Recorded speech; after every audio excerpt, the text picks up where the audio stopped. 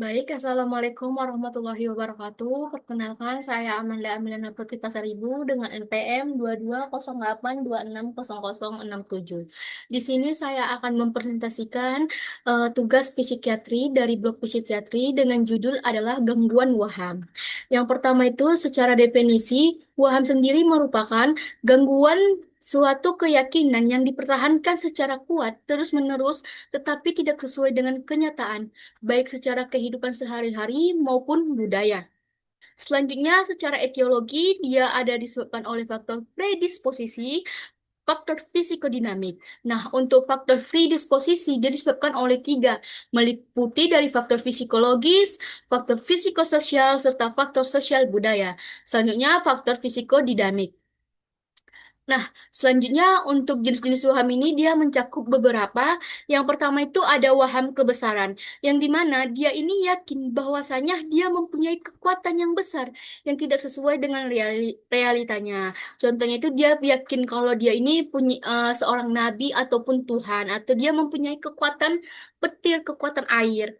Nah, selanjutnya ada waham kejar atau disebut juga dengan persekutorik, yaitu merasa dirinya ini akan dicelakai. Jadi dia ini selalu merasa bahwasanya keluarganya ataupun teman dekatnya ingin mencelakai beliau. Nah, selanjutnya ada waham eritomania yang dimana dia ini yakin bahwa dirinya itu merasa sangat dicintai oleh orang lain. Nah, selanjutnya ada somatik yang dimana dia ini yakin kalau dia ini punya penyakit. Jadi dia tuh tiap hari bolak-balik ke dokter memeriksa bahwasanya dia ini aku sakit loh dok. Tapi dokternya udah bilang kalau kamu itu nggak sakit, tapi dia punya keyakinan yang kuat bahwa dia ini sakit. Nah, selanjutnya ada waham rujukan yang dimana dia meyakini bahwa suatu objek ini memiliki arti spesial terhadap dirinya. Nah, selanjutnya ada waham delusion atau kendali. Dia itu merasa bahwa dirinya itu mempunyai sesuatu kekuatan yang dapat mengendalikan dia. Nah, selanjutnya ada nihilistik, yaitu merasa dirinya itu sudah meninggal. Jadi dia itu merasa bahwa aku ini udah meninggal loh dari tahun-tahun yang lalu, cuma aku masih ada. Nah, cuma dia nggak tahu kalau dirinya itu belum meninggal, tapi dia merasa dia udah meninggal. Nah, selanjutnya ada waham talk withdrawal, yang dimana dia itu merasa bahwa pikirannya itu ditarik oleh sesuatu. Nah, selanjutnya yang terakhir ada broadcasting, yang dimana dia tuh merasa bahwasannya pikirannya ini atau sesuatu yang dipikirkan dia ini diketahui oleh orang lain, bahwasanya faktanya itu tidak seperti itu, tapi dia merasa bahwa pikirannya itu dapat diketahui oleh orang lain.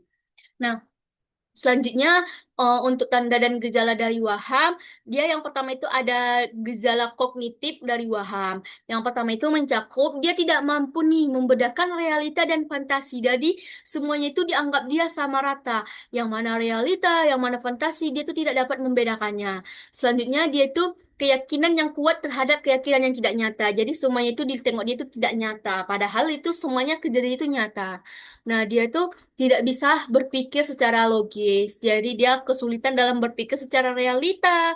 Selanjutnya dia tidak dapat mengambil keputusan yang tepat. Jadi dia nggak tahu nih mau mengambil keputusan yang seperti apa. Karena dia tidak bisa berpikir, dia mengalami kesulitan. Nah, selanjutnya ada gejala afektif dari waham, ada mencakup situasi yang tidak sesuai dengan kenyataan dan afek yang tumpul. Nah, selanjutnya ada gejala perilaku dan hubungan sosial, mencakup hipersensitivitas. Jadi orangnya ini selalu sensitivitas terhadap hal apapun. Nah, selanjutnya dia mengalami depresi, impulsif, terus orang ini merasa curigaan terus, curigaan terhadap orang terdekatnya atau orang lain, bahkan keluarganya sendiri dia curiga. Nah, selanjutnya pola pikirnya itu stereotip. Nah, selanjutnya untuk gejala fisiknya nih, yang pertama itu dia tidak bisa menjaga diri. Jadi orang waham ini cenderung dia acak-acakan, jadi kayak nggak rapi lah istilahnya, karena dia udah nggak bisa berpikir yang mana pakaian yang rapi, yang mana seperti apa yang menjaga diri yang baik. Nah, selanjutnya dia ini sering merasa lelah. Jadi bawaannya ngantuk ngantuk terus turunnya berat badannya, terus nafsu makannya turun, terus dia gangguan tidur. Nah, selanjutnya untuk tata laksananya ini, yang pertama itu ada tata laksana farmakologi. Nah, untuk takta laksana farmakologi, yang pertama itu kita berikan antifisikotik. Dia meliputi antifisikotik tipikal dan atipikal. Nah, untuk yang tipikal, kita bisa berikan haloperidol, terus kita bisa berikan fluhenazin, terus chlorphoromazamin. Selanjutnya, kita berikan antipsikotik yang atipikal. Bisa mencakup risperidon, clozapine, terus aripiprazole. Nah, untuk tata laksana non farmakologinya, yang pertama ini bisa kita psikoterapi dari pasiennya. Kita kasihkan cognitive behavioral therapy atau CBT, terus kita support familinya untuk selalu mengajak dia komunikasi, untuk selalu mengajarkan dia, untuk selalu mendukung dia untuk sembuh dari keadaannya yang sekarang. Terus rehabilitas dari psikososialnya. Nah, selanjutnya untuk prognosis dari gangguan waham ini, yang pertama itu 50% dari penderita waham ini dia sembuh dengan pengobatan. Intinya kalau pasiennya ini rutin berobat, rajin berobat, maka dia 50% ini sembuh tepat dengan pengobatannya. Nah, untuk 20% dia gejalanya berkurang, tapi belum sembuh, tapi gejalanya ini berkurang dari yang sebelumnya. Nah, untuk 30% ini dia tidak ada perubahan. Dia masih tetap dengan gejala dari awal dia datang ke dokter karena dia tidak rutin mengkonsumsi obat, tidak rutin melakukan yang disarankan oleh dokternya. Nah, untuk 25% dia menjadi skizofrenia. Nah, untuk 10% menjadi gangguan mood. Intinya, prognosis dari gangguan waham ini dia bisa 50% sembuh, sembuh total dengan rutin melakukan pengobatan sesuai anjuran dokter, melakukan pengobatan farmakologi maupun dari tata laksana non farmakologi yang sangat mendukung.